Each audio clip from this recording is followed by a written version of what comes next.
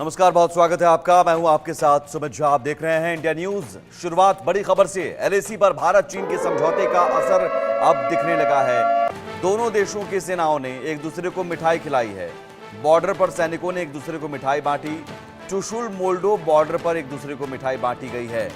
और ये तस्वीरें देखिए, ये तस्वीरें 4 साल तक तनाव दोनों देशों की सेनाओं के बीच और उस तनाव को दूर करने की कोशिशें हुई, समझौता हुआ और अब वो तनाव नहीं बल्कि एक दूसरे को मिठाई खिलाते हुए मिठास है। और इस मिठास ने, इस दिवाली की मिठास ने वो खटास दूर कर दी जो खटास पिछले 4 से 5 सालों से बनी हुई थी। गलवान घाटी में जो झड़प हुई थी उसके बाद से ही लगातार दोनों देशों की सेनाओं के बीच तनाव का माहौल था।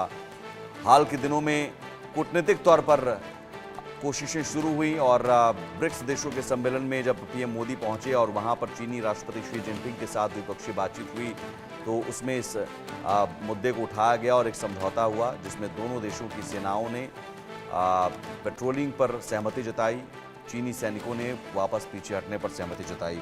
अजय जांडियाल हमारे साथ जुड़े हुए हैं। अजय, दिवाली की मिठास ने फिलहाल तो खटास दूर कर दी है, लेकिन फिर भी अलर्ट रहने की जरूरत है क्योंकि चीनी कई बार इस तरह की मिठास घोलकर कड़वाहट लाने की उनका इतिहास रहा है।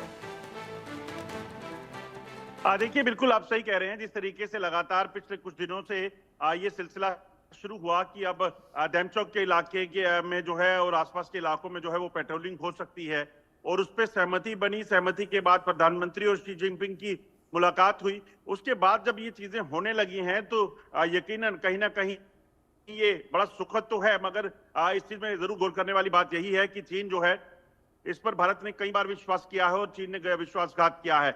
ऐसे में जरूर जो खासतौर पे ग्राउंड फोर्सेस हैं, सेना के लोग हैं और सरकार खुद भी कहीं ना कहीं इस चीज को लेकर काफी सचेत रहेगी क्योंकि इस तरह की हरकतें पहले हो चुकी हैं जिसमें चीन जो है बार बार इस तरह के काम करके, जिसमें जम्मू कश्मीर के इलाकों में, चीन के लद्दाख के इलाकों में, अरुणाचल के इलाकों में, तवांग में क्या हुआ, ये तमाम चीजें जो हैं वो अपने आप में बताती हैं कि भारत को सचेत रहने की जरूरत है, सजग रहने की जरूरत है और यकीनन उस चीज पर अमल भी किया जाएगा। लेकिन अब जो इलाके हैं जहां पर झड़प हुई थी, जहां पर तनाव था, क्या वो समझौते के बाद चीनी सेना पूरी तरह से पीछे हट चुकी है, लेकिन या फिर अभी भी प्रोसेस जारी है? देखिए, अभी क्योंकि बात सिर्फ डेमचौक को लेकर हुई थी और उसके आसपास के इलाके को, जो 2 पर्टिकुलर इलाके थे, हालांकि इन इलाकों में भी कई बार जो है दोनों सेनाओं के बीच जो है वो झड़प हुई है। तो ऐसे में इस इलाके को सबसे पहले चुना गया और उसमें जो वहां पे टेम्पररी स्ट्रक्चर थे, वहां पर दोनों तरफ की जो गाड़ियां थी सेना की, इसके अलावा वहां पर जो मौजूदगी थी उसको डिसंगेज किया गया, उसको कम किया गया, स्ट्रक्चर्स को हटाया गया और अब फाइनली आज जो है दिवाली के मौके पर मिठाइयों का आदान प्रदान भी हुआ है। हालांकि ये हर साल होता था, मगर इस बार ये इसलिए खास हो जाता है क्योंकि इसके बाद वहां पर पेट्रोलिंग का सिलसिला जो है वो शुरू होगा। जो सूत्र बता रहे हैं उसके मुताबिक दिन के उजाले में वहां पर दिन में जो है एक बार पेट्रोलिंग की जाएगी। दोनों ही की तरफ से सेनाएं जो है वो भाग लेंगी। एक चीज और आपको बता दूं कि इसमें रात के समय में पेट्रोलिंग या अर्ली मॉर्निंग जो पेट्रोलिंग है उसके लिए अभी तक चीजें नहीं तय हुई हैं।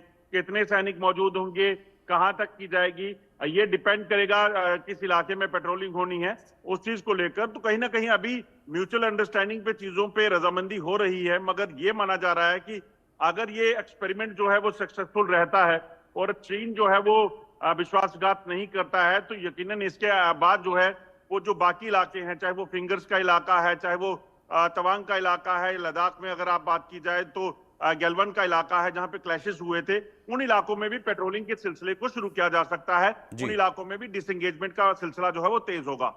ठीक है, बहुत शुक्रिया अजय तमाम जानकारी के लिए। तो आगे आने वाले दिनों में बाकी बॉर्डर पर भी, बाकी इलाकों में भी इस तरह की सहमति बन सकती है कि डिसएंगेजमेंट हो, चीनी सेना पीछे जाए जो आगे आ चुकी थी और पेट्रोलिंग दोनों देशों की सेना अपने अपने इलाके में कर